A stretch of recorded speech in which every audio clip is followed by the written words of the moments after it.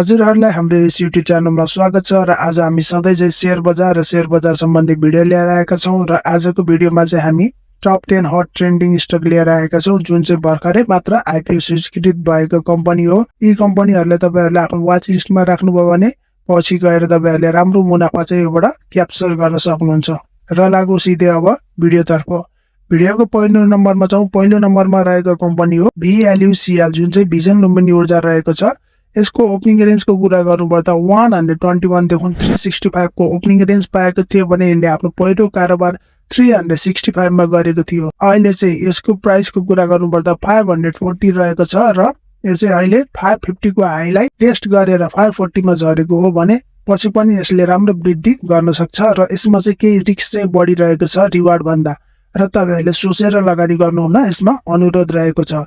र लागौ अब दोस्रो कम्पनी तर्फ। दोस्रो कम्पनी रहेको छ चिर्कुवा हाइड्रो पावर Mkcl जसको चाहिँ ओपनिङ रेन्ज चाहिँ 100 देखि 300 सम्म पाएको थियो र यसको बुक भ्यालुको कुरा गर्नुपर्दा यसको बुक भ्यालु रहेको छ 100 भने यसको अहिलेको एलटीपी को कुरा गर्नुपर्दा 531 चाहिँ यसको एलटीपी रहेको छ।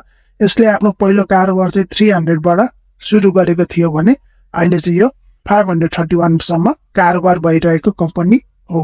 र लागौ अब तेस्रो कम्पनी तर्फ। तेस्रो कम्पनी रहेको छ Nepse Nepal warehouse company limited जसको चाहिँ ओपनिङ रेन्ज 83 देखि 279 रहेको छ। यानी कि यसको बुक भ्यालु 83 मात्र रहेको छ भने यसले आफ्नो पहिलो कारोबार चाहिँ 208 मा गरेको थियो र अहिले यसको एलटीपी 369 भनेको यो भर्खर मात्र बढ्न लागेको स्टक हो। यसमा तपाईहरुले राम्रो प्रफिट गेन चाहिँ गर्न सक्नुहुन्छ। त्यसैले यसलाई पनि तपाईहरुले वाच लिस्टमा राख्नु होला। र लागौ अब अर्को कम्पनी तर्फ। चौथो नम्बरको कम्पनी रहेको छ हाथवै जुन चाहिँ एउटा हट एन्ड ट्रेन्डिङ स्टक हो। यो चाहिँ सबैले मन पराएका र धेरैले राम्रो मुनाफा पनि यसबाट कमाइसकेका छन् र मुनाफा कमाएर पनि यो केही करेक्सनमा आएको थियो र यसको कुरा गर्नुपर्दा यसको बुक भ्यालु चाहिँ 95 मात्र रहेको छ किनभने यसको फेस भ्यालु पनि जम्मा 50 को फेस भ्यालु रहेको छ र यसको चाहिँ ओपनिङ रेन्ज चाहिँ 95 देखि 285 मा रहेको छ भने यसले चाहिँ 952 को हाई सम्म पुगेर केही करेक्सन भएर 745 सम्म झरेको थियो भने त्यहाँबाट बढेर अहिले चाहिँ 925 सम्म यसले समातेको छ। अहिलेको एलटीपी पनि भर्खरै मात्र यसले 10% डिभिडेन्ड पनि आफ्नो लगानीकर्ताहरूलाई घोषणा गरेको थियो र डिभिडेन्ड पछि यसको बुक क्लोजर पनि भइसकेको छ। र लागौ अब अर्को कम्पनी तर्फ। अर्को कम्पनी रहेको छ Mkcl मनोकामना इन्जिनियरिङ लिमिटेड जसको चाहिँ बुक भ्यालु 74 रहेको छ भने यसले आफ्नो ओपनिङ रेन्ज 74 देखि 222 सम्म पाएको थियो भने अहिलेको यसको एलटीपी को कुरा गर्नुपर्दा 284 चाहिँ यसको एलटीपी रहेको छ र यो पनि भविष्यमा बढ्न सक्ने स्टक मध्येमा एक रहेको छ। त्यसैगरी लागौ अब अर्को कम्पनी तर्फ। अर्को रहेको छ Mkcl जुन चाहिँ मुक्तिनाथ कृषि कम्पनी हो जुन चाहिँ हाइड्रो सेक्टर भन्दा बिल्कुलै फरक रहेको छ। यो चाहिँ एउटा कृषि कम्पनी हो र यसको बुक भ्यालुको कुरा गर्नुपर्दा यसको चाहिँ 76 रहेको थियो भने ओपनिङ रेन्ज चाहिँ 76 देखि 230 सम्म यसले ओपनिङ रेन्ज पाएको थियो भने यसको अहिलेको एलटीपी 500 यानी कि यो चाहिँ राम्रै बढिसक्ने स्टक हो र यसलाई पनि तपाईहरुले वाच लिस्टमा राख्नु हुन अनुरोध गर्दछौं। त्यसैगरी लागौ अब अर्को कम्पनी तर्फ। अर्को कम्पनी रहेको छ ULSC जसको चाहिँ ओपनिङ रेन्जको कुरा गर्नुपर्दा 74 देखि 222 चाहिँ यसले पाएको थियो र यसको अहिले चाहिँ एलटीपी को कुरा गर्नुपर्दा 273 छ। यो चाहिँ 302 को हाई समातेर केही गिरेको स्टक हो र गिरेर पनि अहिले फेरि बढ्दैछ।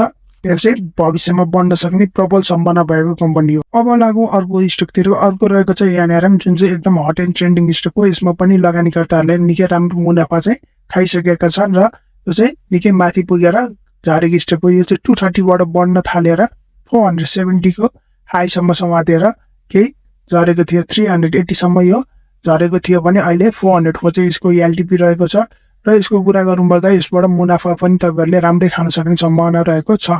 त्यसैगरी लागौ अब अर्को कम्पनी तर्फ। अर्को कम्पनी रहेको छ मान्डु। यो पनि अहिलेको हट एन्ड ट्रेन्डिङ स्टक हो। मान्डु पनि एकदम राम्रो कम्पनी रहेको छ र यसमा चाहिँ फर्स्ट कारोबार चाहिँ 373 मा भएको थियो।